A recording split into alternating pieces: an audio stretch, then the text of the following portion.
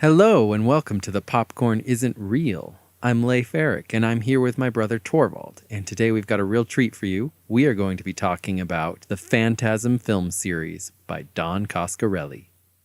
So the first one, Phantasm 1979, was like really successful, like unexpectedly, right? Like it was just a random, like super indie movie made by Don Coscarelli on the weekends with his friends.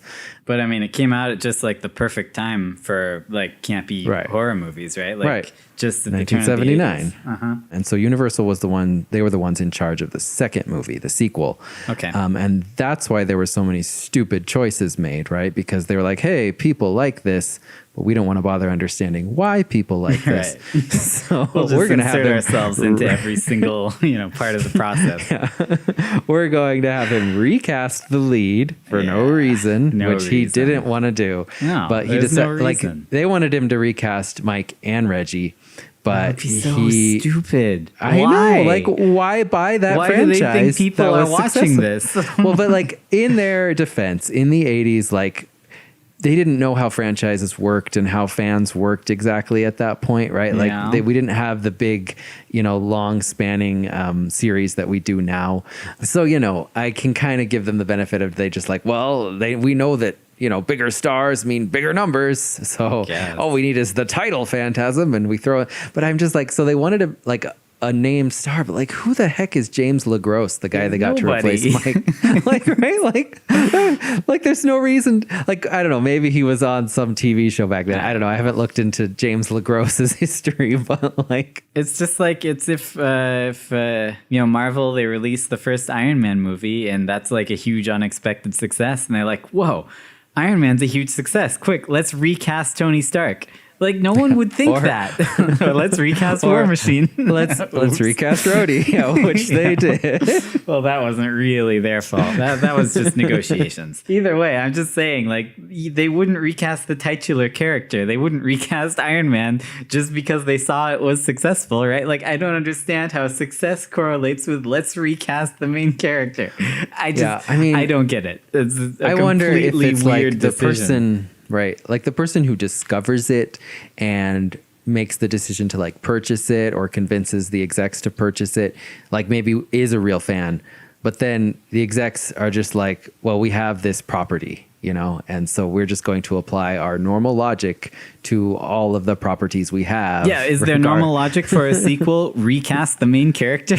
I mean, I don't see how that's logic. Apparently, right. Well, they're like, nobody knows who Michael Baldwin, his name is actually Mike. So and Reggie's name is actually Reggie. But anyway. It's Michael Baldwin, though. He has a first name that he's not the Michael Baldwin. But anyway, so like for Don Coscarelli, he argued them that like, okay, well, at least let me keep one of them. And then, of course, he chose Reggie because it's like 8 years later. So you might as well recast the kid, right? Because that makes sense. He will look different, yeah. Back to the budget. So like, I think Phantasm II, I don't know if it was as successful as the first one, but I think it was fairly successful because it's just like a fun little action horror comedy thing.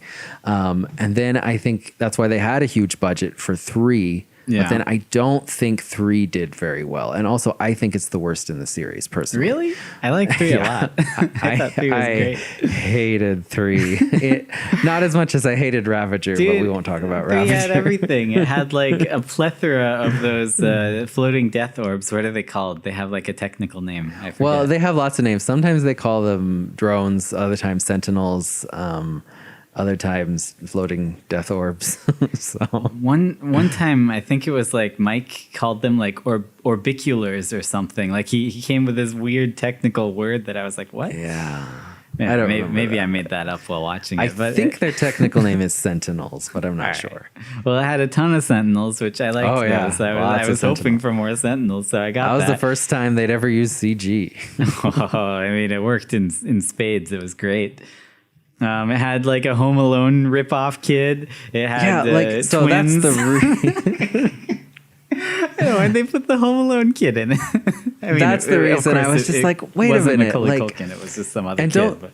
Like don't get me wrong. Like I love Reggie as a character, but I feel like he works better as a supporting character. And I think that because they had to recast Mike in the second movie, they had to make Reggie more of a main character because he was the familiar face. Yeah. And then what they did was they just kind of kept going with that, with like, well, now Reggie's sort of the main character. And then I'm just like, why is Reggie in this house with this Home Alone kid? Like, this is stupid. Really why are we doing this? This doesn't make any sense. Yeah. So that kid was introduced. He was supposed to be kind of like an homage to the original Mike in the first one. He was nothing like the original Mike. Yeah, no, that was my thing. Like, he's nothing like him. First of all, I thought that like Mike, before he gets old, was just like the prettiest pretty boy, right? Like he's. I mean, I thought he was kind of scrawny. I think he's just like such a cute kid. And then this kid they pick in the new one. First of all, he's way younger and he's uglier. A little chubby. He's not cute at all. Yeah. And then so Mike, he spent the first half of the original Phantasm like being really bad at things. So you kind of find him endearing. He's just like a kid who's just trying to stick with his brother. Right. And you're he really tried into real him. hard, but wasn't really good at stuff. Whereas like this new kid is just like a total poochie who's just like, he's I'm good at everything. Kill all the bad guys. And it's like his whole being able to make improvised weapons and traps and stuff like Mike did that once in the original movie with like the cool little trick where he gets out of his room. Like that's a cool trick, right? But this new kid is just like doing that constantly from the very beginning, and it's just so annoying. I mean, he did it a bunch at his house. I don't remember him doing it ever again after they left his house. Right, after the stupid Home Alone thing. So, I mean, like Home Alone as a horror movie is a good idea if that's the movie, but that's not the movie I came in to watch, no, right? I agree. I want to see what happens to Mike and Reggie. It was out of place and weird, but I took it as, here's a fun little Home Alone homage, right? Like, that's okay, that was fun. And then we moved on with the movie, right? I thought it was okay. The 3 did start out really good. Like I loved like when they brought Jody back, that was really cool. Yeah. And Reggie's, and Reggie's great line. Jody, what are you doing here? You're dead. So that was like interesting. And that's like such a great way to start. You're like, oh, what's gonna happen? Like Mike finally reunited with his brother Jody. Like, what are they gonna do? What is Jody now? Yeah. And then they're just like, okay, now let's separate Reggie from Mike. Let's follow Reggie. Right. Let's do Home Alone. Let's have him find this Rocky lady with her nunchucks. Yeah, she had nunchucks. She was so cool. I didn't mind Rocky. I thought Rocky was pretty cool. You gotta admit. Yeah, I liked Rocky. No, she was great. Was good. And she, I thought that she defied the trope of, 70s, 80s horror girls, and she fought off his sexual advances every time. That was good. In many ways, she played directly into the trope of 70s, 80s black ladies. Well, with her nunchucks. That's also true.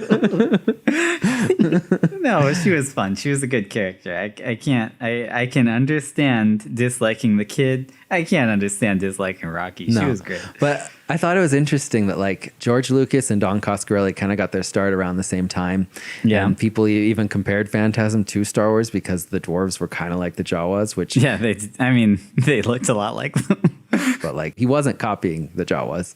But they both did the same thing, right? Put the Jawas in that one desert in California. with my other thing with the kid. Well, they did do that.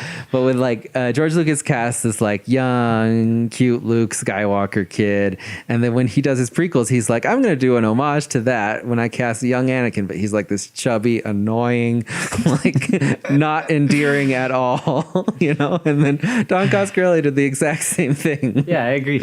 He is the kid from Phantasm, 100%. So that concludes my theory. Yep, there we go. So we came to the conclusion that Phantasm III, the little kid, is Anakin from the Phantasm Menace. Yeah. Whoa. Dude. 5 thumbs up, and we'll see you next time. I mean, okay, so you didn't like Phantasm III, and I understand a lot of the reasons you didn't like it.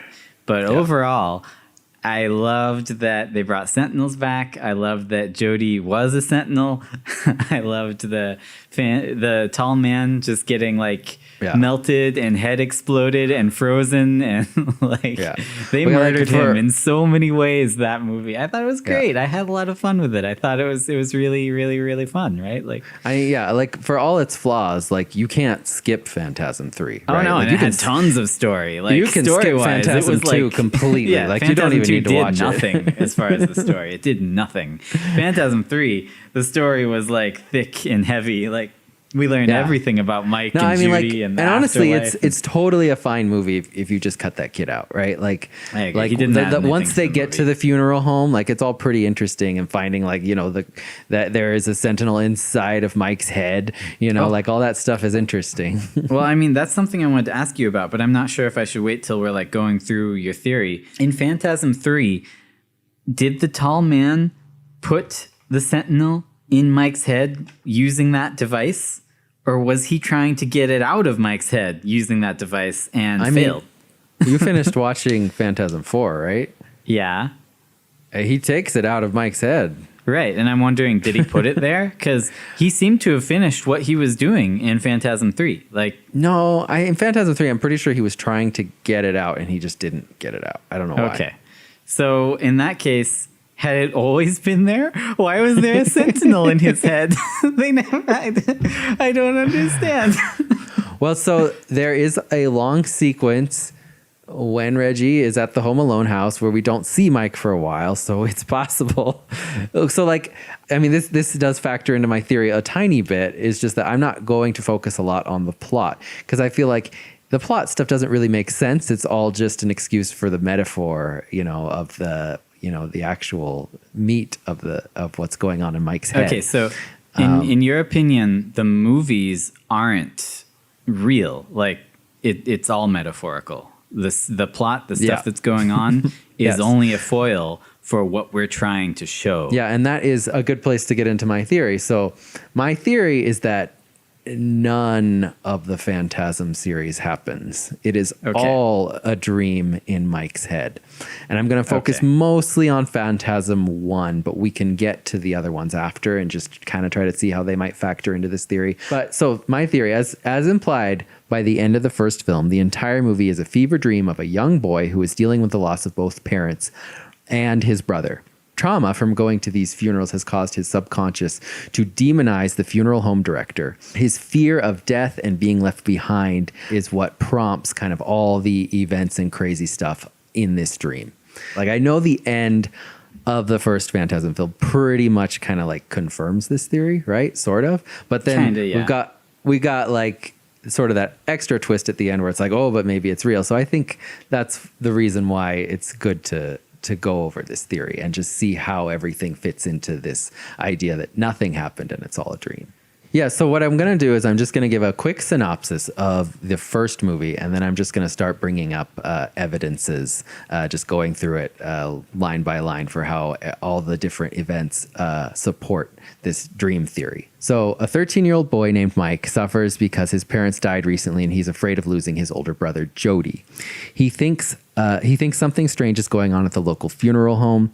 He and Jody and their best friend, Ice Cream Man Reggie, end up on the wrong side of an evil undertaker known as the Tall Man.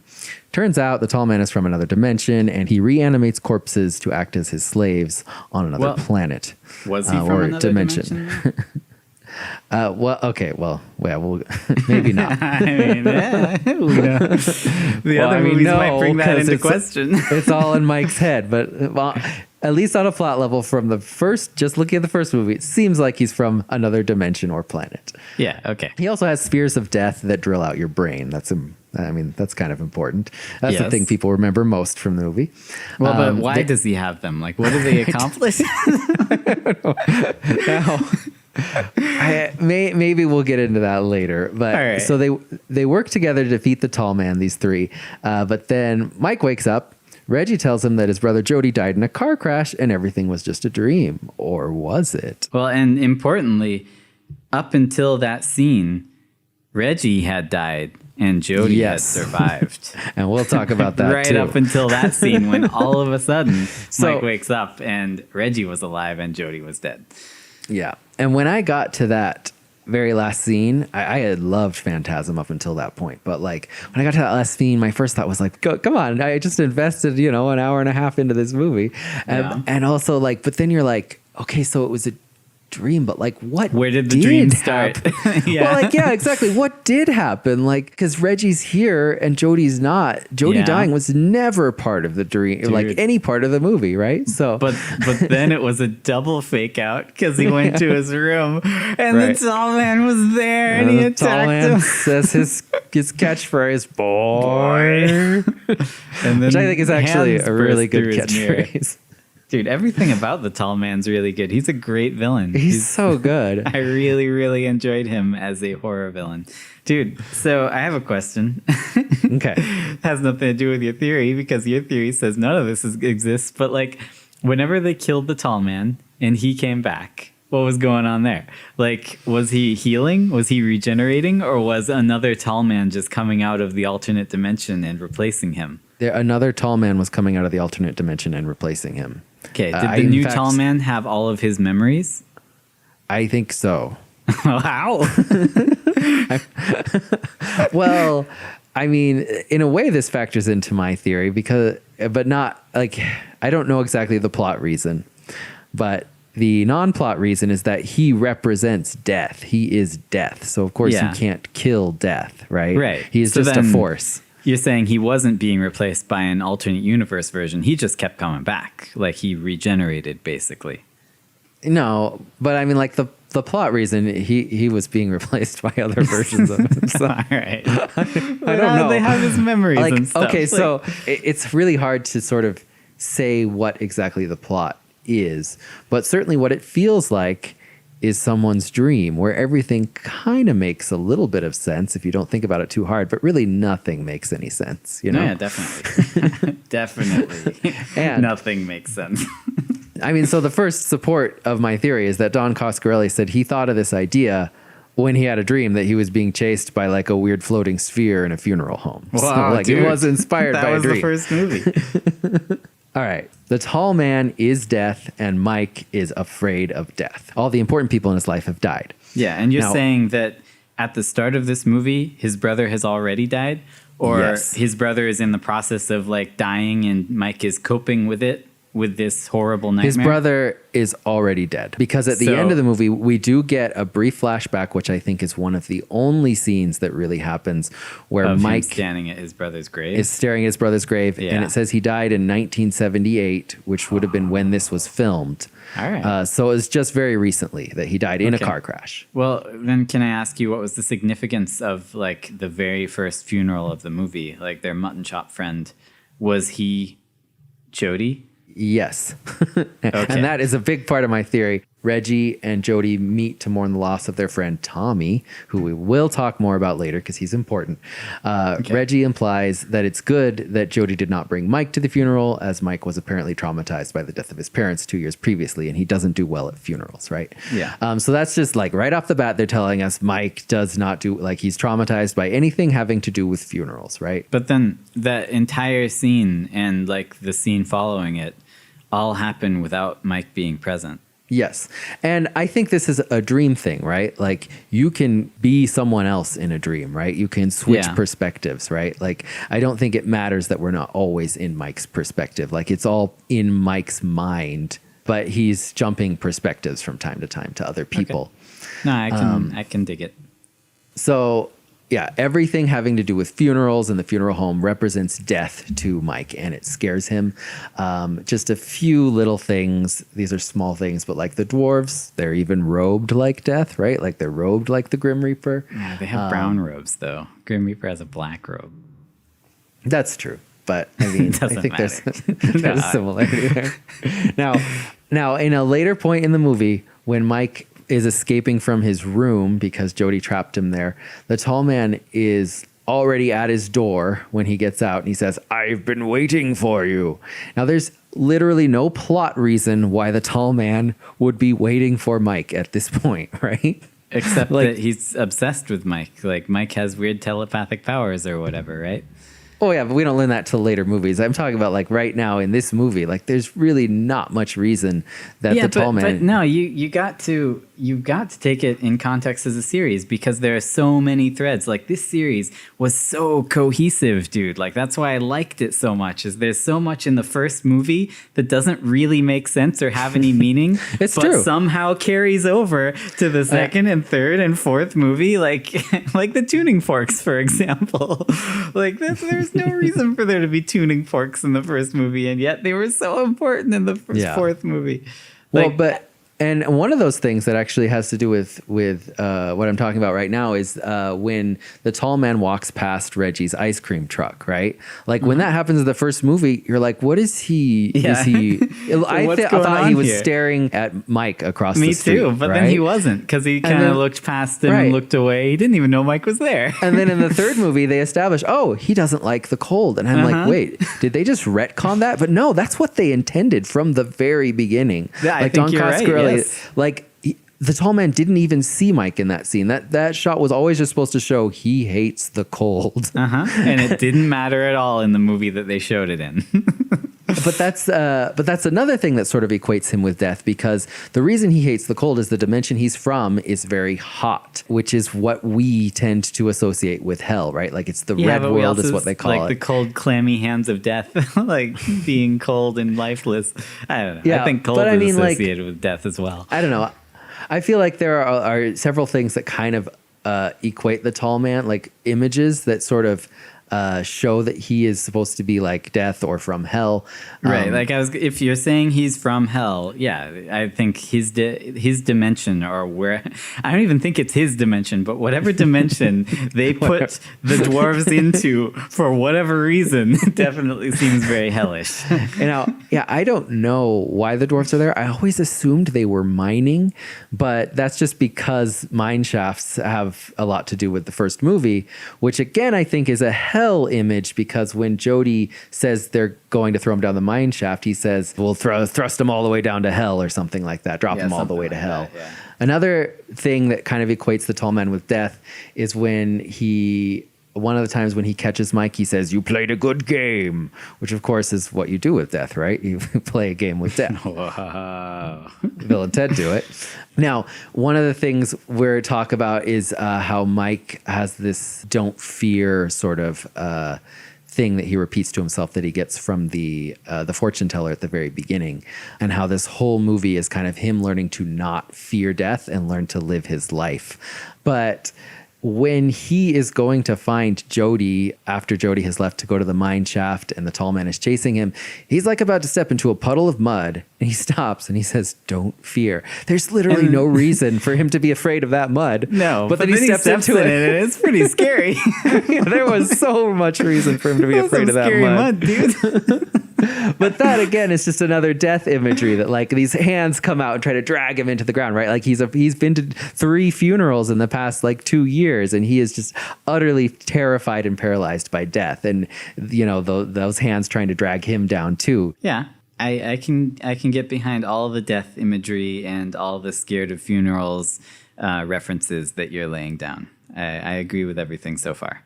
So we know that Mike is 100% afraid of Jody leaving, right? Jody leaves Mike constantly throughout this, and he Mike keeps leaving him. is always following him around. And every time, at least from the halfway point of the movie onward, every time Jody leaves, he's always going to die. He's always going into danger, and he always leaves Mike in an also terrible bad situation. Yes. Right? Which of course is incredibly irresponsible in this movie. But of course, that's how Mike would see it, because that's what Jody did. Jody died. He left him and died, and Mike completely an orphan. He was already an orphan, but like now he's like he got no one, right, except the ice cream man. Yeah, so like I think the fact that this happens like 5 times throughout the movie, and of course that Mike is just always trying to get Jody. He just wants his brother back is another supporting evidence for the fact that like but Jody's his brother dead. Just keeps leaving him to go fight death.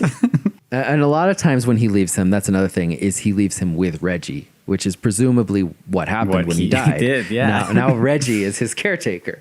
So I just have to say, I don't remember him leaving him with Reggie. I think Reggie was like barely in that movie. He showed up to play his guitar, and then he showed up at the end. I don't remember him at all in the middle parts. One time when he leaves toward the end, he leaves him with Reggie and tells Reggie to drop Mike off at the antique shop. And this is where Mike sees that photo of the that comes to life of death, this unaging tall man who has apparently been around since like the 18th century, right? That's one of the times he leaves him with Reggie. During that scene, when Mike realizes he has to go back, he convinces the antique shop ladies to take him back in the Volkswagen Beetle. And then there's this scene where the dwarves attack the ladies and they find Reggie's ice cream truck tipped over. I mean, if you want to talk about that part, I was wondering what your interpretation of that is in regard to your theory. Like, what was going on with these antique shop ladies? What did they represent? Why did they need to, I guess, die? Well, I mean, I think that they just represent someone who... It's just Mike was the failure of his family and friends to take care of him. Is that right? I think it was someone that Mike was just taking care of for a while, and no one kind of wants him. Reggie's dropping him off with the antique ladies. The antique ladies are taking him somewhere else, right?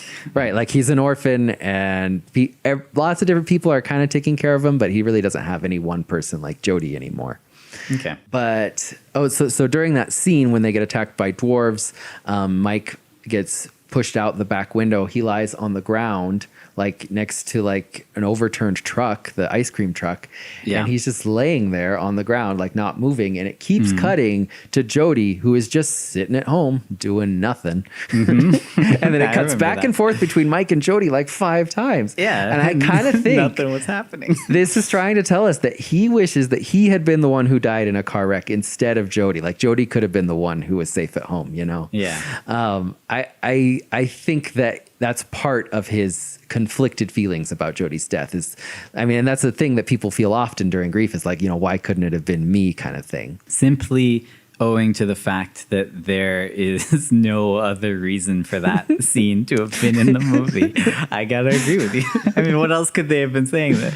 Like, I was wondering myself, I was like, why do they keep cutting between Jody and Mike right here? Nothing's happening.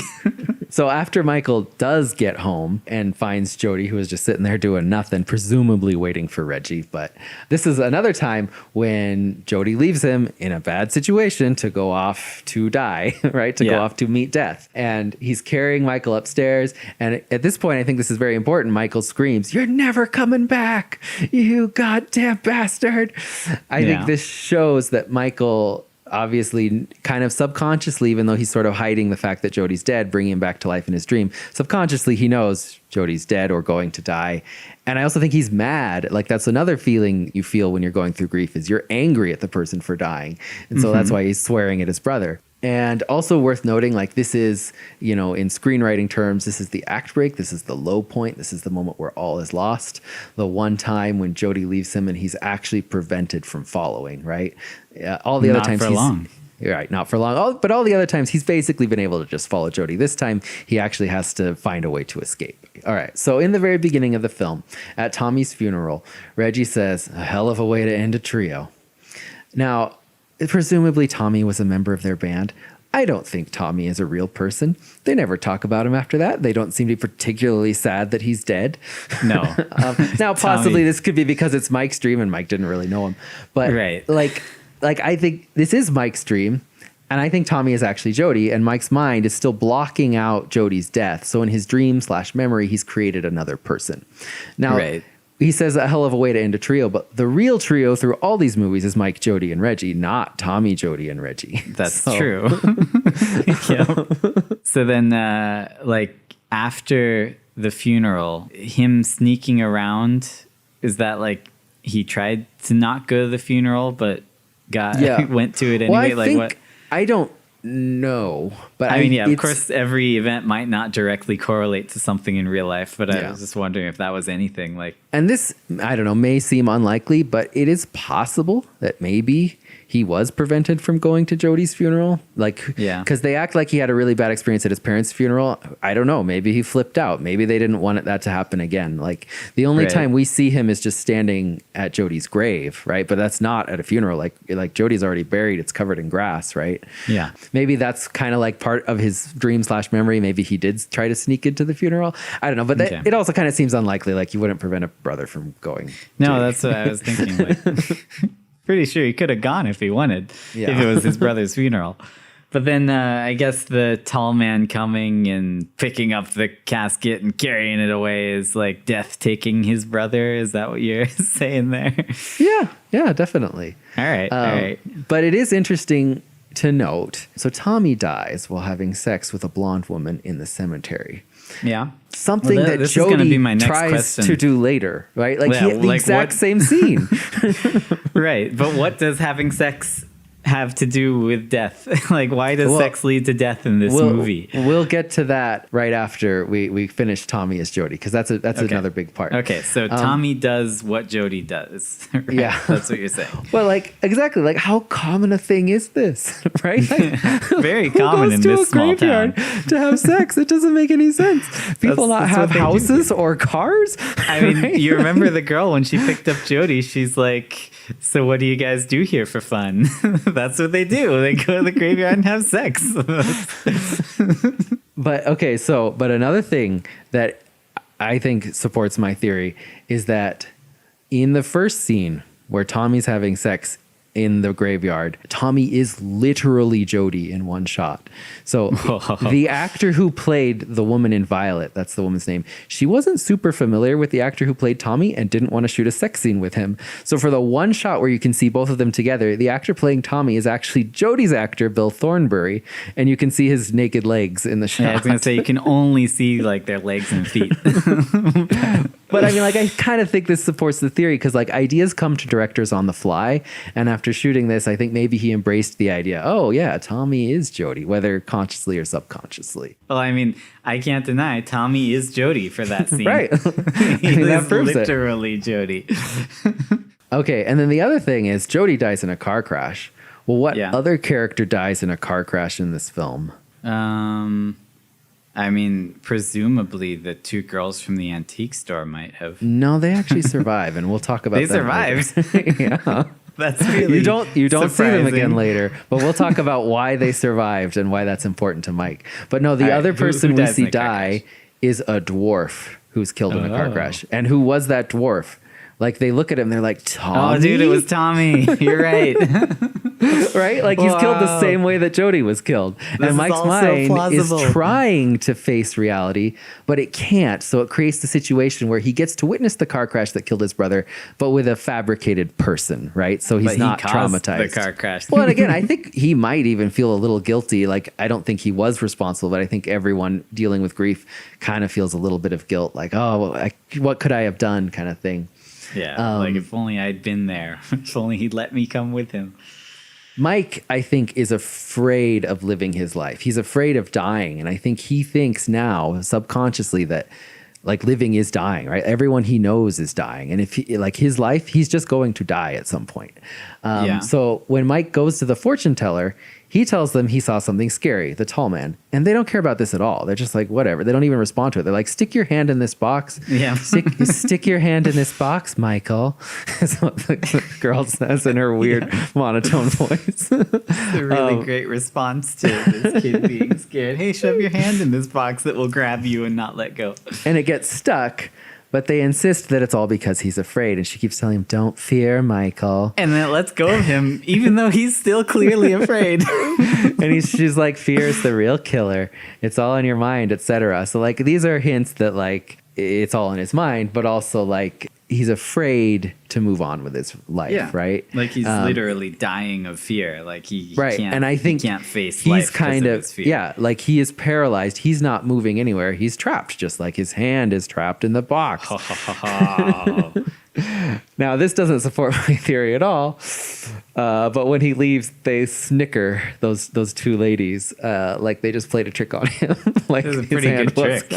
Sticking his hand in that box. Poor kid who's like, even within the context of the movie, even if Jody's not dead, his parents did die like 2 years ago, and he's like, like, why would they play her?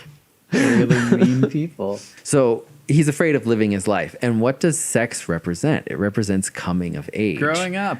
And what he kind of, it seems like maybe he even gets mad a little bit, Jody, for doing is when Jody's, trying to hook up with that lady, the lady in violet. No, dude, I mean, he was super excited. Like, he chased him out to the graveyard, and he's like, oh, yeah, I'm about to see my brother bang. Like, he was pumped. Which also made no sense, because, like, from where Mike was, he couldn't have seen anything. He would only see his brother. Like, it was so dark, and he was far away. Like, you wouldn't be able to see, like, anything at all. Yeah, no, I mean, he was just real excited for his brother. He was happy for him, I guess. Yeah, but I think the reason that sex equals death for Mike, or why he equates them, is just because that represents like a coming of age. Like, that's what Jody did. Jody got older. His older brother grew up and started dating women, and then his older brother died, right? And so that's why sex equals death for him, because it represents growing up, which is what he can't do. He can't grow up and move on with his life, right? I'm not completely behind this just because sex caused death. Like, right, exactly. And this sex killed Tommy and was gonna kill Jody, but he stopped the sex. So you're saying he stopped Tommy? He's like, if only I could stop Tommy from growing up. Or sorry, if only I could stop Jody from growing up. Yeah, I think so. Like, I mean, I don't think that it's necessarily logical, right? Like, this is all in his head. I think that he does feel like, as his older brother was growing up, maybe growing further away from him, and then eventually died in this car crash, like, was there something he could have done, right? Like, could I have stopped him? And then in his dream, he does stop him from growing up, from having sex, and from consequently dying. So okay, well, then here's another question about that. And this is a question that I just had organically as I watched that scene. So they're about to have sex, and the girl is presumably the tall man and gonna kill Jody. And then one of the tall man's henchmen comes out and scares Mike into the sex, like out into the field, so he'll run past and disrupt it. And because of that little dwarf, they don't have sex and Jody doesn't die. So death saved Jody from death. Like, yeah. How do you explain that? I mean, here's how I'll explain it. So good luck. Don Coscarelli has said, many of the plot points and things that happen in Phantasm all came about just because the crew was sitting around chatting and then just decided to like make some cool props or costumes. We're like, hey, we can shoot a scene about this. Yeah, sure seemed like it.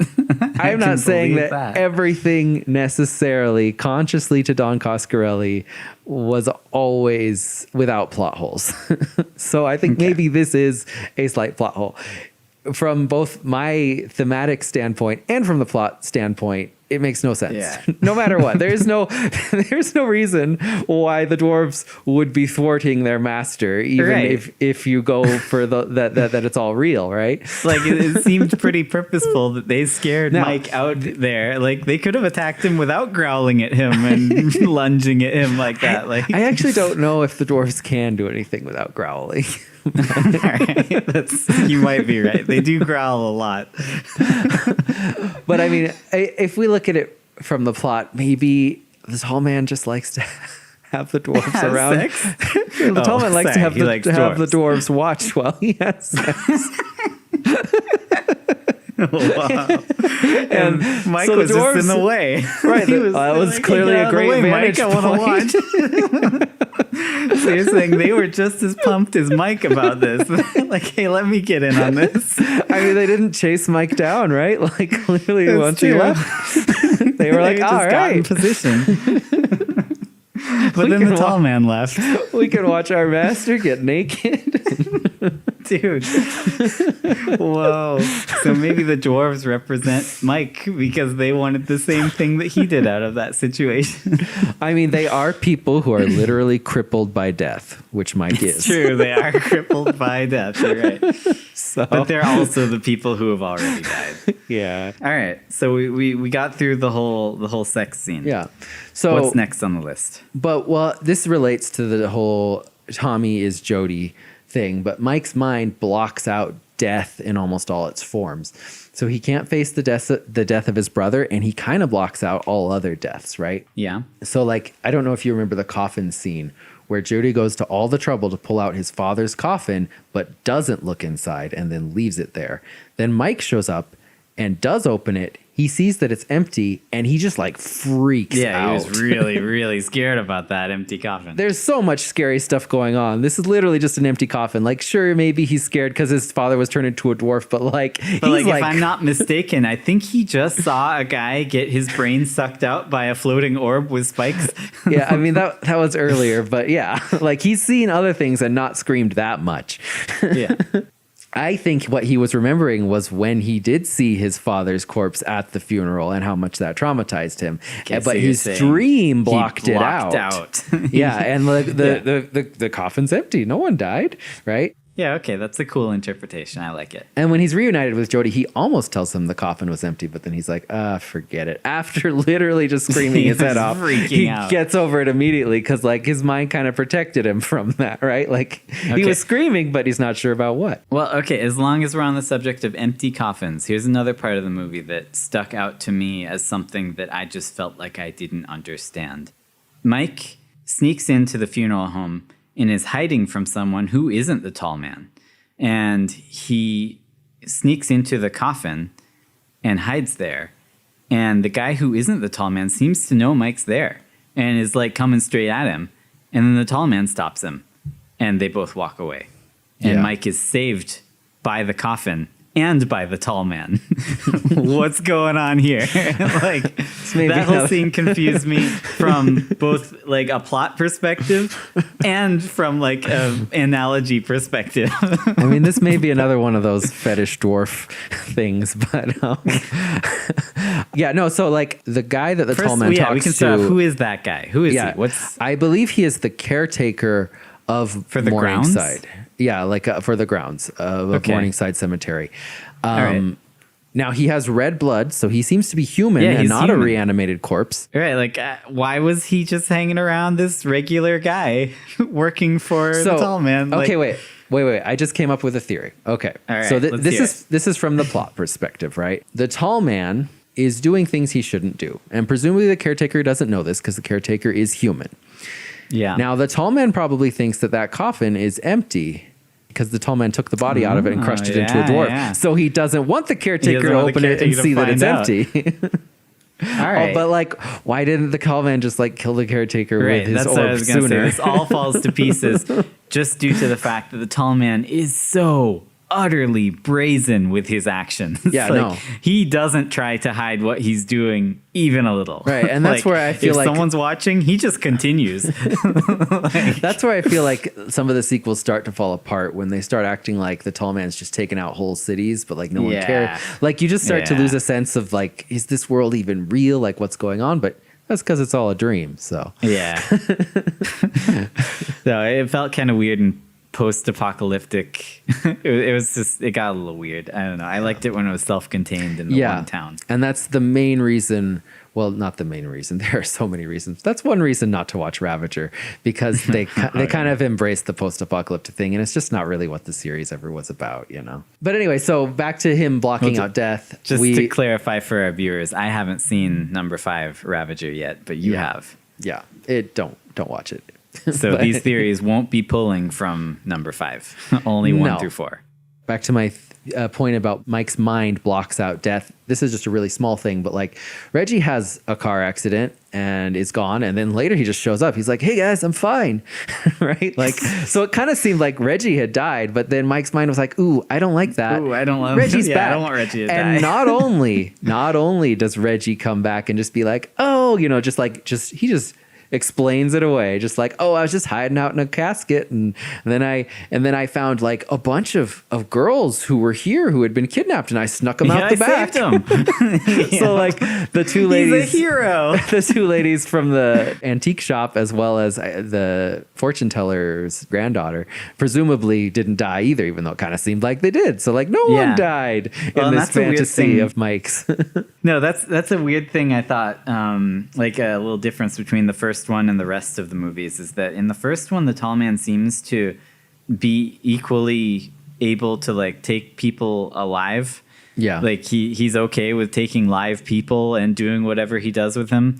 Whereas in the other ones, he seems to kill people and then take them. He's only taking corpses. Let's keep going. What else do you got? I don't actually have like too many more points, but I just do want to like point out that Mike has a fascination with dangerous cars. There are a lot of car crashes in all of the movies. So the first time Jody goes to the funeral home and escapes, it's a car that tries to kill him, and it's a car with no driver. It's just a dangerous car. So like Mike probably doesn't know who caused the car crash that killed Jody. It was just a car, right? Like, I think this is his mind creating that dangerous car that killed Jody. But what happens in this situation is Mike gets to be the hero. So I think his mind is, in part in this dream, is to play out a wish fulfillment scenario where he could have saved Jody from the crash that killed him. Yeah. So I just have to point out one crazy story from the shooting of Phantasm. So when you shoot cars that are driving, like the interior of cars, you like if you are shooting the actor who is driving, they're not driving when you shoot it, right? You find a way to fake it, right? Because that's not safe to have someone acting and driving. But Don Coscarelli didn't know that, so he just shot with the actor driving. But here's the thing: the actor who was driving was Mike, who was 16 when they shot this, who literally learned to drive for this movie. Like, he didn't know how to drive until this movie. So it's like extremely dangerous. What a great situation. And also Don Coscarelli almost got shot by the shotgun blast from a moving car that Jody shoots at the other car. Even though they were shooting blanks, but like at point blank range, blanks are lethal. Don't want to get hit. Yeah. Anyway, I'm just going to get into a little bit more car imagery. I don't know how good this evidence is, but people get crushed in cars, right? Like, cars get compacted when they crash. When people die in crashes, people get compacted when they turn into dwarves. All the people the tall man gets, he crushes, right? Like most people who die in car crashes. I don't know. Yeah. So I mean, maybe Mike didn't see Jody's body, but he heard that he got crushed in the car. Yeah. So. There, I don't know. And it's maybe like, that's how he interpreted it. I know the dwarves do a lot of different things in this movie, but they are also often associated with cars, right? Like the dwarf Tommy is driving a car. Reggie gets in a wreck because of dwarves. The dwarves drive away because there's a lot of cars in the movie with the antique shop girl's car. Well, that's another thing, is that often cars just take people away to death. Right? Like, that's what the hearse does. It's just a car that takes people away to their doom. And then Sally, the antique shop owner, and her friend or sister or whatever, they get just taken away by a random car. I mean, I don't quite buy the dwarf car connection, but I do agree that cars do take people away in this movie.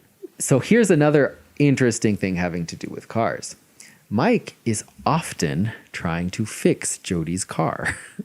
And Jody doesn't even comment on it. Like, he doesn't care. Like, when they drive up after the funeral, Mike gets out and he just starts fixing the car, and Jody looks at it, but he doesn't say a word. Right. And then he starts talking to the neighbor as though Mike isn't even there, and Mike can clearly hear him. About Mike. Like, he doesn't want me to leave. Forgets that Mike exists. No, and I have to say, this part was really weird, because everything about that scene made me, as the viewer, think, oh, Jody's planning to leave Mike, right? Yeah. But he wasn't. Like, he wasn't. This was just, if your theory holds, this was just Mike's mind being like, he's going to leave me. He wants to leave me. He's going to. Right. Yeah. No, I think this is his fear that Jody's going to leave me, manifested because, Jody died and did leave him. But there is the second scene where he's fixing Jody's car. And I just why is he always trying to fix this car? Now, this is probably a stretch, but we know Jody died in a car crash. And I think this is Mike being like, maybe there's a way I could have prevented it. I could have fixed it. I could have made it work right so it wouldn't have crashed. Yeah, and we don't know if there was anything wrong with his car, but it's still the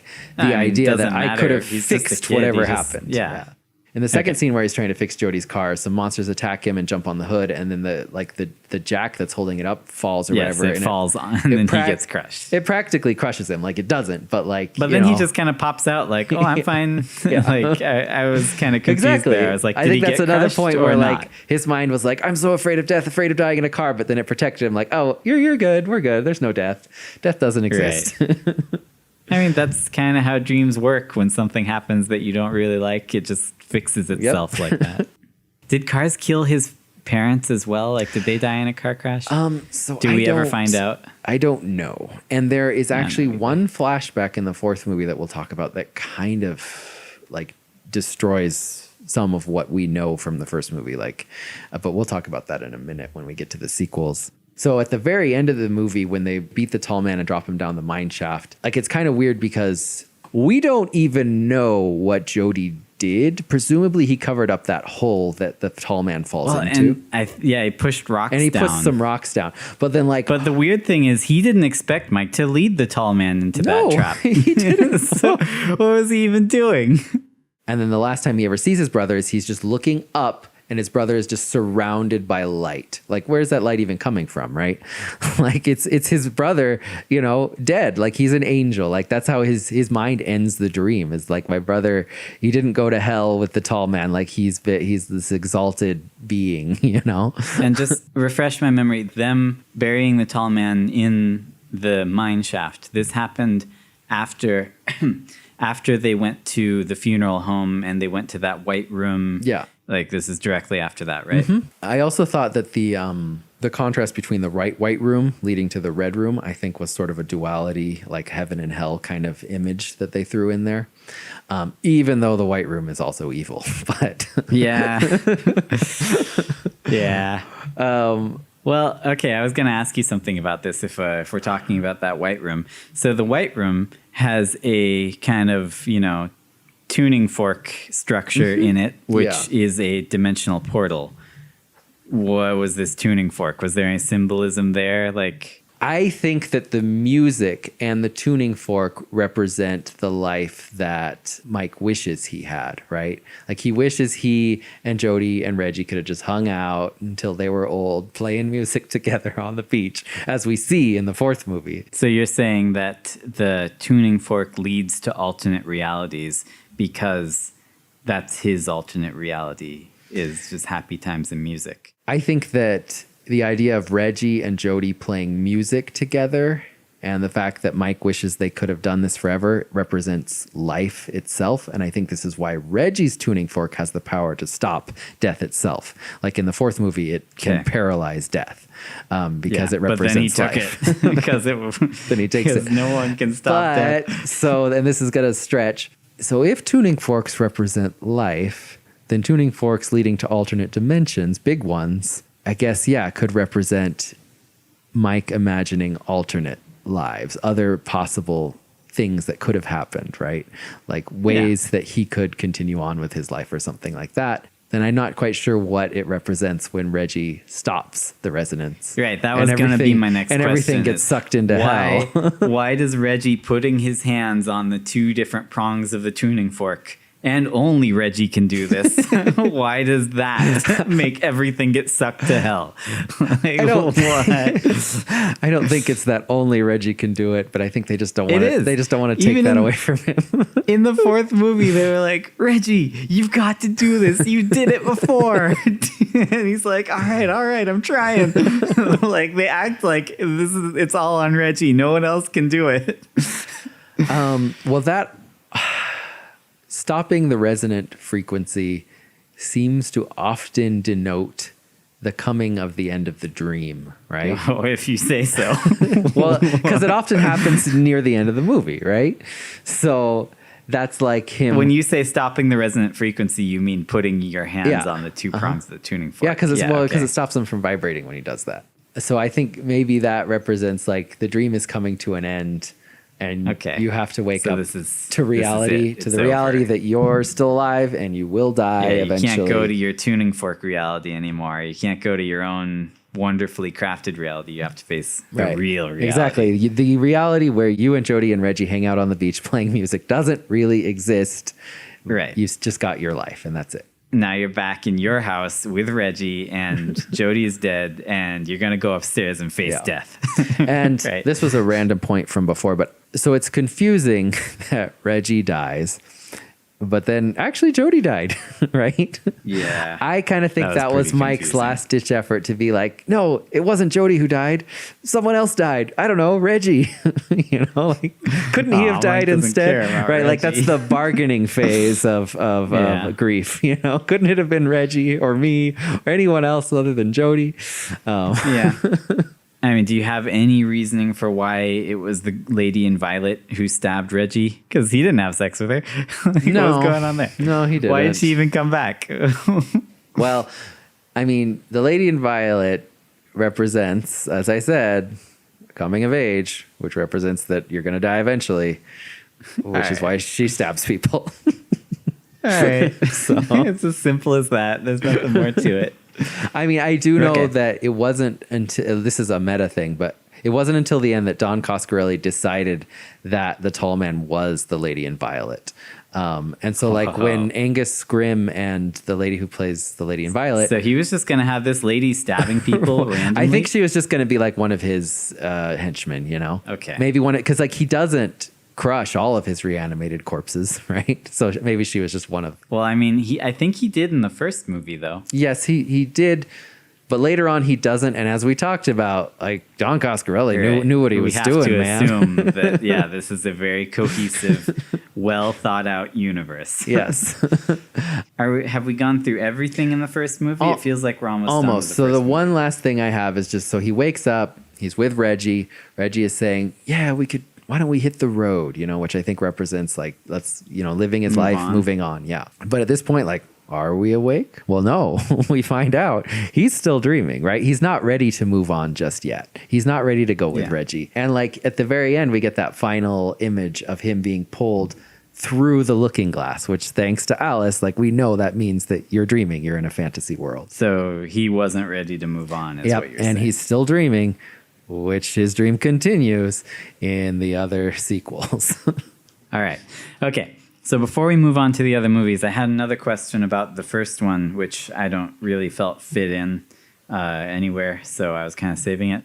So the tall man is chasing Mike through the funeral home. Mm-hmm. Mike manages to just barely slip out the door and slams it behind him.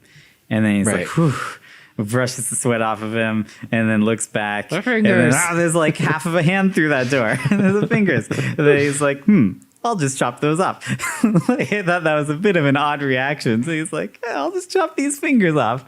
Like, I would think he'd just be like, oh, good thing he didn't get me. I better get far away from him. But no, he's like, I'm going to take the time to chop off these fingers. Did you think there was any meaning to him chopping off Death's fingers right there? Like, he was declawing Death. I don't know. Yeah. What do you think was going on? Sure, yeah.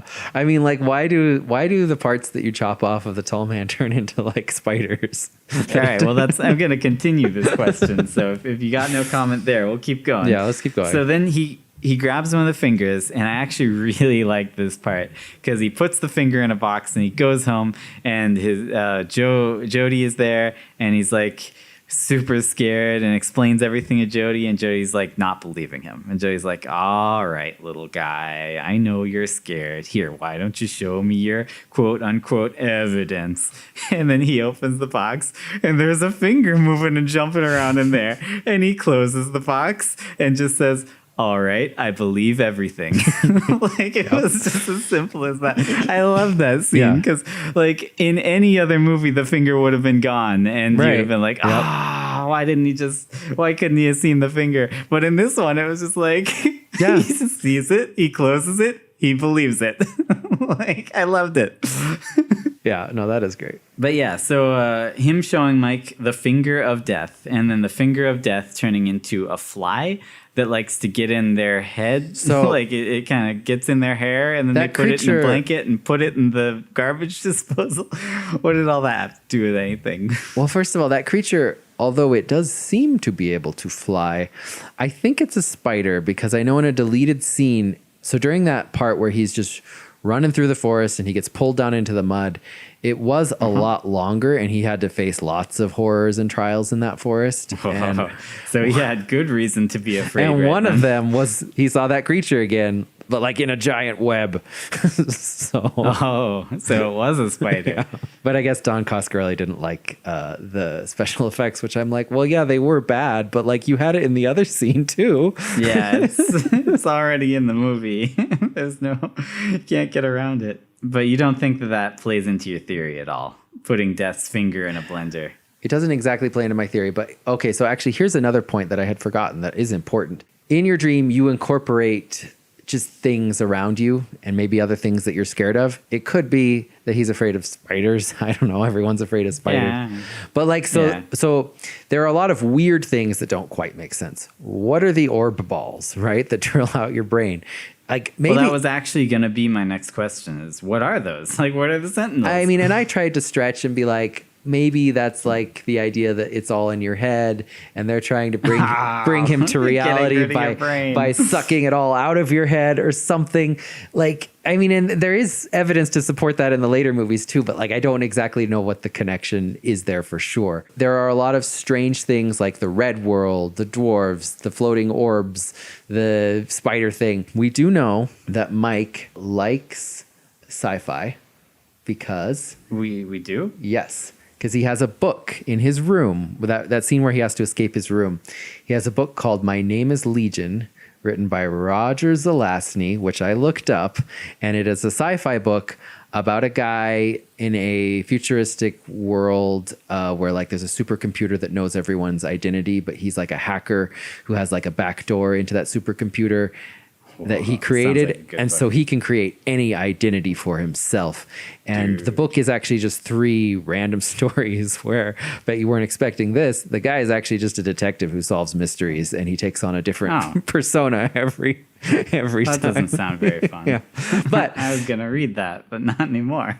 Yeah. So I don't think it has a lot to do with hacking. It was written in like the 70s or something. So Mike likes sci-fi, and there's lots of weird stuff in sci-fi, but also right next to Mike's bed, like right where he sleeps, which, you know, we've seen the tall man kind of appear in his dreams right there, is a massive poster, like a full wall poster of the surface of the moon. And so I think that's like why his vision of hell looks like an alien world. It looks kind of like the moon, right? So I think that a lot of the way to explain maybe some of these odd things is just that, as happens in sci-fi dreams, you take what's around you, the things you read, etc., and those get incorporated into your dreams. And it might not necessarily have to do with his fear of death that he's dealing with. All right. In universe, in the plot, what are the Sentinels? Okay, so here's my theory plot-wise, which has nothing to do with my main theory. No. He crushes people down to dwarf size. Now, and takes out their brains. He takes out the brain and puts them in a sentinel, right? And it's a tiny brain now. Why? What are these sentinels for? Well, his dwarves don't seem to be particularly... They're like workers, right? Yeah, they're like slaves, workers. They don't seem to be particularly effective at doing anything, right? Like no, they suck. Like he sends them out, but they always fail, right? His reanimated corpses that he hasn't turned into dwarves, like he does in the 3rd movie, like those guys aren't very good at things either, right?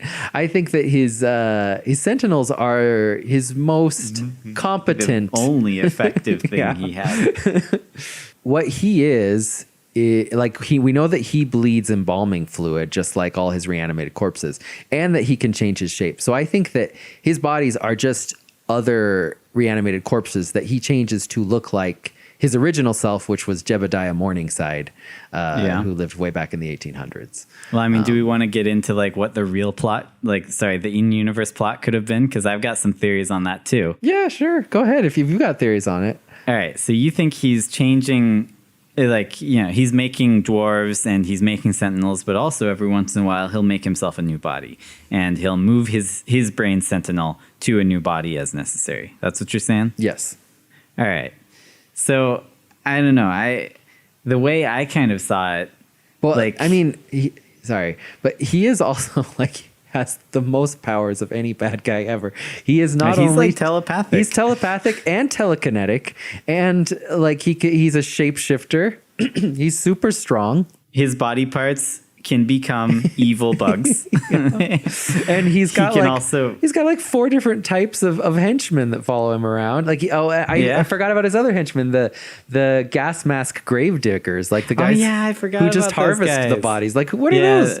Like, I don't What's her name? Alchemy. What was she? Was she a person? Was she a Alchemy, corpse? I think, is basically just the second movie's version of the Lady in Violet. I think she's just the tall man. I agree with that. Okay. You mentioned Jebediah. So I kind of got the impression that instead of like a dream, that this is almost like a alternate reality / time travel thing, where Jebediah is the tall man before he became the tall man. He started out as just this guy who happened to like discover time travel. And I thought it was really interesting how Jebediah goes through the portal and then like 10 seconds later, the tall man comes back through the portal and he's like cradling a sentinel in his hands. Yeah. So along with this, I kind of have a theory that the tall man is Mike. And that's like a huge part of the 4th movie, right? Right. So the way that this theory goes for me is that because like the tall man, he comes back through the portal and he's cradling this sentinel. When he leaves at the very end of the 4th movie, he gets the sentinel from Mike's head and then starts cradling it in that exact same way and walks through the portal and leaves. So my theory is that is the tall man who reappeared in Jebediah's house after he left. And that he like took that sentinel from Mike's head and puts it in his own head and becomes the tall man like that. But I don't know. So it's like one of those time travel movies that is like an infinite loop sort of thing. Kind of, sort of, yeah. Like he created time travel and also created this horrible, weird tall man thing at the same time, which never ends. And just, Jebediah goes through, and then Mike is born way later, and then he brings back Mike's head as a sentinel and becomes Mike. Anyway, something like that. That's the impression I got. Yeah. I mean, that's actually really good. Like, I wish you had written Phantasm Ravager. Well, I mean, I don't know. I think it was pretty perfect as it was. Well, I haven't seen Ravager, but I think the first 4 movies were pretty perfect as they were. I wouldn't change a single thing. So do you feel like you got to the end of Oblivion and you're like, that's it, the story's over? No, because he was like, I'm going to go save you, Mike. I'm going into the portal. Yeah. Dun, dun, dun. And I wish they hadn't done, I wish they had ended Oblivion with something more like you said that's ambiguous, but feels kind of more like an ending. But yeah, Don Coscarelli wanted the option to make more money off of his franchise. So. Well, so they did the fake out thing, which they do at the end of every movie, where they kind of, it's okay, and then no, it's not. They did that at the end of number 4, and I thought it was the most effective fake out. I loved it. The ending of that movie was amazing. Because first they do Reggie's like, I'm going to save you, Mike. I'm going into the portal. And then they focus on Mike, who's laying there with no brain saying I'm dying, Reggie. And then it kind of fades into another of these flashbacks where we see Mike as a kid and he gets in, Reggie drives up in his ice cream truck and kid Mike gets in the ice cream truck and they're just driving together and they talk to each other a bit. And then Reggie kind of looks around he hears something and you can hear old Mike saying, I think he's saying I'm dying. And then Reggie's like, did you hear something? And then young Mike says, it's just the wind. Yeah. And that's how it ends. I love that. That was such a good ending, dude. I think that's a great ending too. And I love it too for another reason. Such amazing use of old footage. Yeah. Well, that was originally going to be part of the first movie. And but I don't know how it was in the first movie, but framing it the way they did at the end of Oblivion was just so creepy. Him as a kid not hearing himself dying as an adult. Oh my gosh, that was good. Right. And things like that was the reason Oblivion was my favorite movie after the original. Just because of it is more abstract and it doesn't exactly have much of a storyline and it's very low budget. But the way they used the original footage and just it also feels really kind of Lynchian and just how it's just so surreal and strange, and how you never quite know what anything is, but you feel like everything is something, you know? But what's interesting is that in Phantasm 1, after that scene we talked about where he scares his brother with the lady in violet and his brother's trying to calm him down, you hear one of the dwarves in the background go, and then yes, and his brother says, Mike says, did you hear that? And Jody says, it's just the wind. And so like, it just makes me like, so how did that other scene fit into the full Phantasm movie, you know? Like what else happened in that movie, you know? But like it's great where it is. I assumed they originally just filmed it as him driving with Reggie and maybe hearing a monster and then him saying it's just the wind. But that scene is clearly like Jody's not there, and it's clearly echoing an earlier scene where Jody was there. So I'm like, did that happen after he woke up? Like, was that when Reggie said, "Let's hit the road"? You know, is that what they did? You know, no, it must have happened in the fourth movie as we saw it. Like, it's so good. Yeah, no. Like, I can't believe that they managed to, like, that was like too fast. No, sorry, Fast and Furious Tokyo Drift levels good retconning a series. Yeah, I mean, it was even better than Tokyo Drift because they didn't have that. They didn't have them age up 10 years suddenly in the next shot. Wow. So like I said, I'm not going to talk much about 2 or 3. Interesting to note, I watched the trailer for Phantasm III, and the trailer at the very beginning gives like a dictionary definition, and it says phantasm, the delusion of a disordered mind. So like, that's what this whole series is. That's what the delusion of a disordered mind. Dude, you should have started this podcast just like any good talk. Oxford or Webster's Dictionary defines phantasm as. Okay, so but 4 is the one that I want to talk about because I think it has the most stuff in it. Well, wait. First, sorry. Phantasm 3, the little kid in that movie could have been, you know, Mike kind of reliving what he felt was like, you know, I want to be the hero. I'm so cool. Right. Like, I'm the little kid who just fought all the bad guys. Awkward kid who. Right. Oh, dude, that reminded me. One other dumb little evidence of the tall man being death and death causing car accidents was that in the very beginning, Mike is riding around on his dirt bike and the tall man just like motions with his hand and Mike like flips over in his dirt bike like he has a car wreck because of death. Oh, you're right. That did happen. And it's like he's not even hurt, right? Because at that point his mind is still protecting him from death. Before we move on from 2 and 3, I also have to mention, I don't know if this is how it was, but my interpretation of the end of number 2 and the beginning of number 3 was that Don Coscarelli, he was kind of like fed up with being so controlled by the studio and not satisfied with what he made for number 2.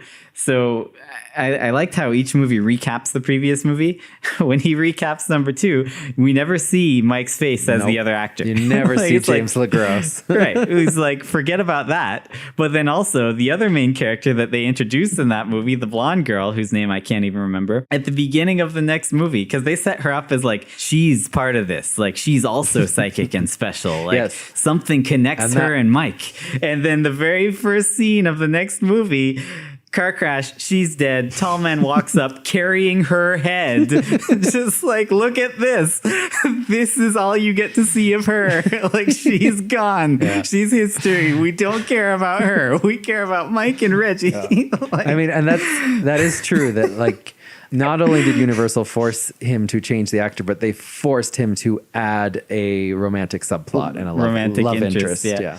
Yep. So I felt that was kind of his way of getting back at the executives. Like, take that. That's what I think of your stupid subplot that you had me put into the movie. Right. Like, she just died so unceremoniously. Like, I don't even know how she lost her head. He just walks up holding it. Like, right. And Mike doesn't care. Well, and the tall man doesn't rip people's heads off. He's never done that before. And also in the beginning of Phantasm IV, I read that he actually was going to have a scene where the little kid was killed, but he decided to cut it. And I was like, the kid was annoying, but I don't really want to see him get killed. It's probably good that he didn't, but also it's kind of like, what happened to the kid? Because they just kind of never mention him. So the 2 possible interpretations of Phantasm IV, I think you could say that Mike has grown older. He's lived his life, but he's really messed up, right? Like he's had lots of depression and lots of he's got like a big hole in his head, weird psychological issues, and I think that's what the thing in his head represents. Like, and by the end, when they pull it out, I think it kind of represents like his brain is empty. Like he's just so his psyche has been destroyed by his own like depression and stress and his fears that he never was able to get over. But I also think that if we go with this interpretation that he's older now, I think by the time we get to that age for Mike, he is also suicidal. Okay. Right? Like he's so depressed that he's very suicidal. That's why he hangs himself? As evidenced by the fact that he hangs himself. And after he hangs himself, that's when he does have a little stuff before that, like a little telepathy. But after he hangs himself is when he really gets the tall man's powers. Telepathic, like he's dead, he becomes death. Yes. So like you could even say that it's like a delusion he has while he's dying. Like maybe he did commit suicide. Or you could just say that this is all still just another delusional dream he's having, and he just is suicidal now, but he hasn't actually tried to commit suicide. Yeah. The other interpretation that I kind of think I might like better is just like, how does that movie end? It ends with young Mike. Kind of makes you wonder, were all the movies the dream of young Mike, right? Like, right. Like he never really... No, I like that one the best. And that's how I took it the most at the end, with them ending with young Mike. And there's lots of things you could talk about in Oblivion, but I think that ending thing kind of like, in a way, maybe feels like a jip, because you're like, wait, nothing happened. But like, I like that the best, that like...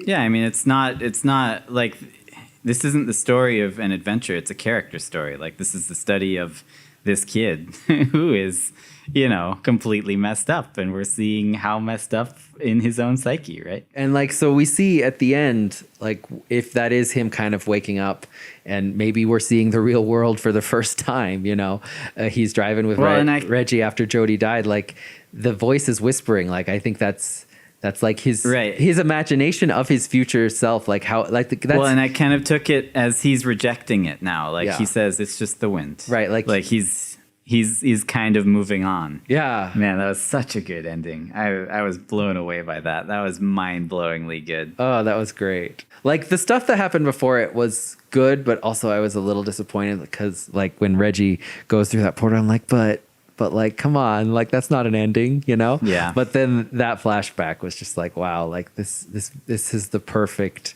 button to end your series. No, definitely. Like I felt that the fourth movie, it was lacking in budget because it was basically filmed in like one location, which is that desert. So like they must not have had much money for it because they very purposefully put it in that location, had him stuck there the whole time. And then they reused footage from the other movies, or like footage they hadn't used as much as they possibly could. I mean, I was like so blown away when I like the first reused footage, because at first I was like, oh, they're just flashing back to a scene from the original movie. But then I was like, this wasn't in the original movie. I've never seen this before. I'm like, they couldn't digitally de-age people back then. Like what the? No. And then they keep showing more and more. I'm like, dude, like Don Coscarelli, is he just a genius? Like, did he just know that he would use this later? And then later I found out that he like had actually lost a bunch of footage that had been in his original cut of the first film, and he found it and just decided to use it. And he's like, hey, this could save me a lot of money on my my sequel. And make a great sequel. So good for him. So I'm of two minds about it, because I felt that it was masterfully done. Like it was super cool that he used footage of them like from 20 years ago and made a movie out of that. I thought it was cool. I also thought it made the movie kind of like choppy and disjointed and very, very amorphous. Like very, it was all like, what is real? Right. Yeah, I think that like Oblivion succeeds on a sort of style alone. Like there is really no plot to Oblivion, right? Yeah. But I mean, how cool that like the IV in Oblivion is 4. Oh, dude, that was the greatest. That was so cool. Oh man, that was a stroke of true genius. But no, like I said, I kind of have two minds about the whole like reusing footage. On the one hand, it was kind of a cheap trick to save money and made the movie very choppy. But on the other hand, I liked it. I thought it was great. I thought it ended up really, really fun, and that last scene just blew me away, so I can accept it. But one other thing that I noticed while I was looking at this movie is the producers for this movie were Don Coscarelli and A. Michael Baldwin. Like, he, the actor for the kid, after getting replaced for the second movie, came back to produce the fourth one. Yeah. Really gave me a feeling that like this was a work of love from these guys. Like, they just wanted to keep this story going even without a budget. They pooled their funds and made it happen with scraps of old movies and just filming out in the desert with a hearse. Like, I thought that was kind of touching. That no, it is. Good job. Like, I think that's one of the reasons the series is so good, is just that you can feel the love that went into it. Yeah. Like Reggie, the actor who plays Reggie, and Mike and Jody, like they are all friends with Don Coscarelli. Like they were just in the original, just filming stuff with him on the weekends. Reggie and Mike have been instrumental in like developing, you know, some of the later things. And also, like we were talking about, if you look at all of the old 80s horror franchises, right? Like Phantasm is just like unequivocally the best. Like oh yeah, Friday the 13th blows them all away. Like Friday the 13th sucks. There's no cohesion there. No, you know, like and like this movie fits, this series, like it's unbelievable how well it fits together, despite being so like, I mean, you can easily describe the whole thing, like you said, as a bad dream because it's so amorphous and undefined and weird, and yet it's more cohesive than any other horror movie. Like it, yeah. Nightmare on Elm Street, even Child's Play, which I love, all these other things, what they feel like, all their sequels are just like, they don't matter. They're stupid. Like, right. It's like, let's make another movie. How can we make another movie? Yeah. Like all of them feel like Phantasm II, right? Like just so great that Don Coscarelli got it back into his own hands and decided to keep going with his little project that he loved. It almost made me feel like Phantasm should be like a TV show, right? Because it fit together so well. And he clearly had so much to tell about, you know, this group of guys. So that leads us to, we can discuss it a little bit, Phantasm Ravager. Phantasm Ravager was originally planned as a web series. So they were thinking about doing like a show. Unfortunately, Don Coscarelli did not direct or write it, although he did have a hand in the development and he like endorsed it and he was a producer. But like their budget was just so low that like you feel like they couldn't shoot their entire movie and they just ended up shooting a bunch of scenes and then they put them together and they don't make sense. And I also feel like that kind of sounds like the other Phantasm. No, actually, you're right. And when I was watching Ravager, I was even thinking to myself, I was like, my main complaint I have with this movie, I mean, that's also what the other movies kind of were, right?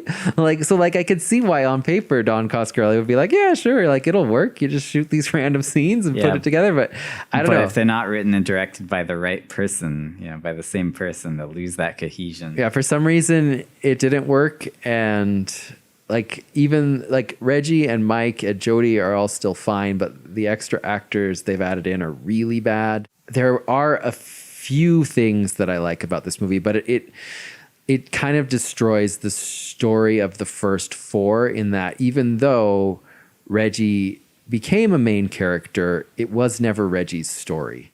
But now it is. Yeah, Ravager is Reggie's story, which is why I think I consider Ravager to just be a fan film, because that's what it feels like. And it's not necessarily like terrible for a fan film if you think of it as one, but as a main series film it is terrible. So like, all right. Well, I mean that, but I can accept that, having never seen it. But they took the fan favorite, which is Reggie, and they made it about him. And like the beginning of it is actually kind of cool. Like Reggie walks out of the desert wearing his tattered ice cream man outfit and like with his 4-barrel shotgun, you know, and that part I was like, all right, this is going to be good. But then it just doesn't really go anywhere. And then Reggie, it just keeps flashing between different time periods. And all of a sudden Reggie is at like a psychiatric hospital and he's crazy. And Mike comes up to him and Mike is like, you're dreaming, Reggie. It was all a dream. But like, it was never Reggie's dream. It was Mike's dream. It was Mike's dream. Yeah. So yeah, that's kind of, that kind of undoes everything. And like, even that would be okay if it was like, okay, so like Reggie's crazy and none of this happened. Whatever, I can go with that if they followed that storyline, but they don't follow that storyline either. Then all of a sudden they just keep switching, and like all of a sudden they're in a post-apocalyptic world. And there are a few cool scenes that I liked where Reggie and the tall man talk to each other, like they just talk, because you've never really had them have a conversation with a tall man before. No, he just says boy, which is a great catchphrase. I love it. But yeah, so like the conversations that Reggie and the tall man have, I thought were pretty good. But other than that, the movie just, there's not much there. But like the send off, right. Like the one thing that sort of wraps up the series in a cool way is just that at the very end, in their weird post-apocalyptic world, for no reason whatsoever, Jody drives up in like a Mad Max car and then like picks up Reggie and Mike, and they just like drive off into the sunset together, and they're cool. Wow. So it's like, it's cool on the level of the trio's back together, but like I said, they've lost all their cohesion. And then Rocky comes back, and that's kind of cool. Yay, Rocky! Dude, now I gotta watch it. But her scene is with the worst actor. Like every line he says just makes you cringe. Like he's just so bad. So like it ruins Rocky's scene. Like, and I was pretty excited to see her again too. But like, all right, well, that's Phantasm V. We'll just not consider it. It's a fan film. It's a little spice on the dish that is Phantasm 1 through 4. Yeah. All right. Well, I think that pretty much wraps up your theory. Oh, I had a few more things that I wanted to say. Right near the end of Phantasm IV, I think this supports your theory. When Reggie, he just got to the desert. He's coming to save Mike. He meets the tall man. He gets back in his uniform. That's the best part. Oh, yeah. He gets back in his ice cream man uniform. It was so cool.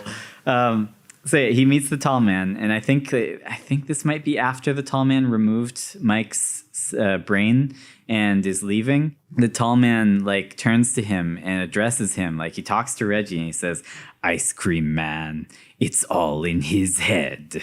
About Mike. And I was like, wow, it's all in his head. That's your theory. Yeah, exactly. I actually did have that written down as one of my things, but I forgot to mention it. All right. So I had a few questions, just a few more plot questions. So this is not about your theory. This is just if we can try and piece together like the in-universe plot of this story. Why, and I guess this could apply to your theory if you want it to, but do you have any idea why reanimated people and the tall man have white liquid inside them? I think it's yellow. Is that the embalming fluid? Yeah, it's embalming fluid. I don't know why they have to be embalmed first. Okay. But apparently they do.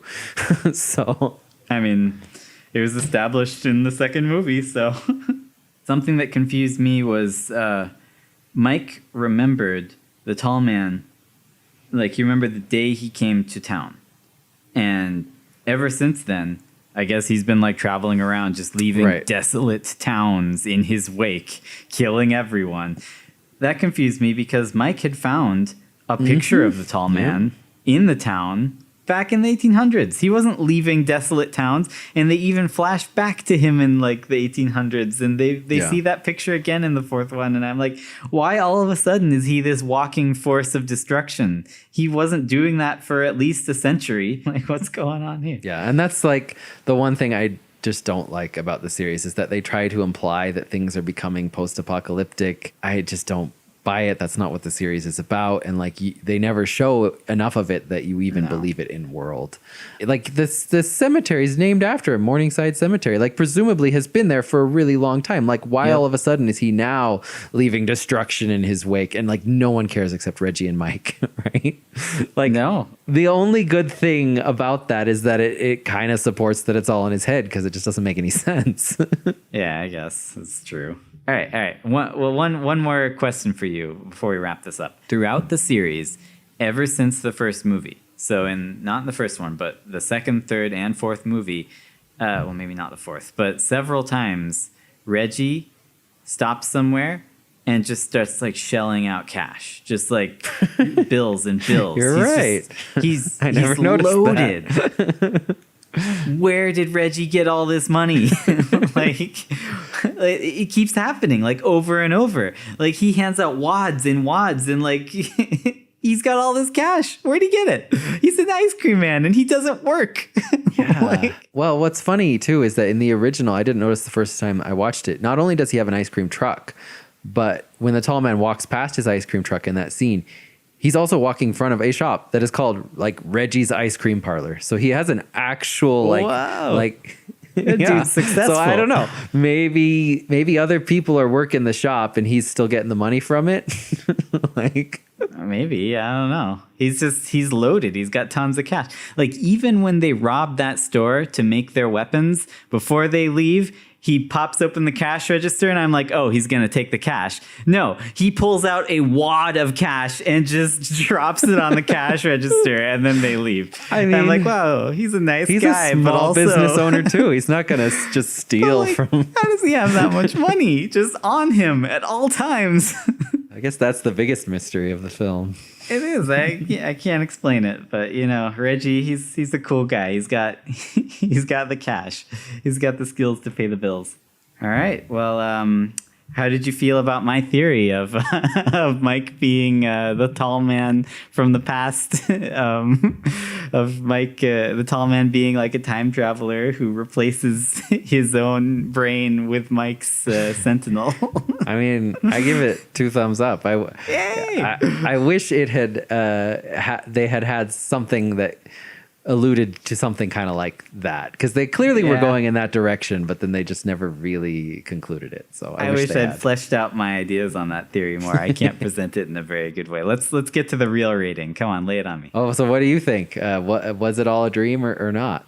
Okay, so I'm going to give it 2 thumbs up. I love the theory. Like clearly, I can't deny it. I mean, I can't possibly contest this theory. And that is where I will also put a little addendum on this, which is that I love it and I give it 2 thumbs up, but I don't know how solid it is because these movies are so undefined. Like they're so crazy and weird and, like you said, dreamlike, that you could almost say it's anything, right?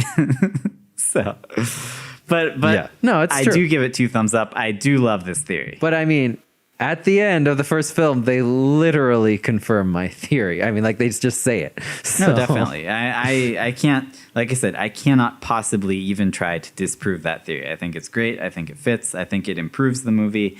I say well done. I think it's a good theory. I think that the director of these movies, the writer, I think he'd agree with you. But maybe we can ask him. Yeah. Well, thank you for joining us on The Popcorn Isn't Real. Like, seriously, we both loved Phantasm, so go watch it if you're listening. It's great.